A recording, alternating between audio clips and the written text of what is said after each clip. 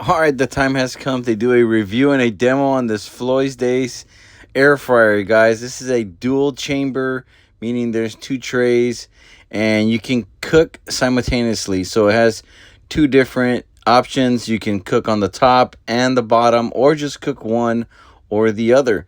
And it comes with these little tray.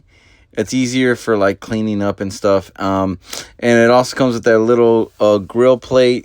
So if you want to like have it as like a strainer as well, so all the grease doesn't go, accumulating in your food, you can just place it on top. It almost acts like a rack, right? So you can choose to cook with them or not. And we're gonna go ahead and cook some chicken today, as you saw in the beginning. We're gonna be making just chicken legs, and we're gonna butterfly them. And right now we're just basically turning it on and letting it get really hot. We're going to be cooking at about 450 at the beginning just to crisp it up, and then we'll lower the temp at the end. So we're just going through the functions here. You basically just push one or two, change the temp, and then you change the time, and then you hit that play button. So you have the play and the pause. That's what I like to call it. But yeah, so at the bottom we're going to cook some fries. But let's go back to these drumsticks. What you want to do is just slice it right here and then start butterflying that chicken.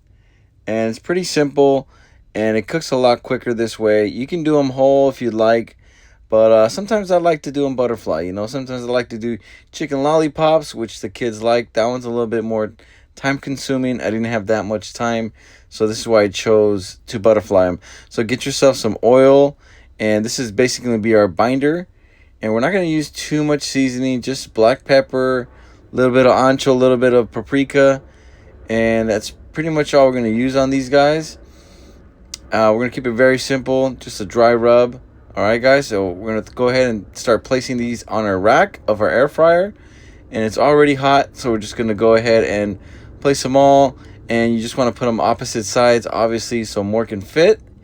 And, we were able to fit about 6-7 of these on one tray at the top one.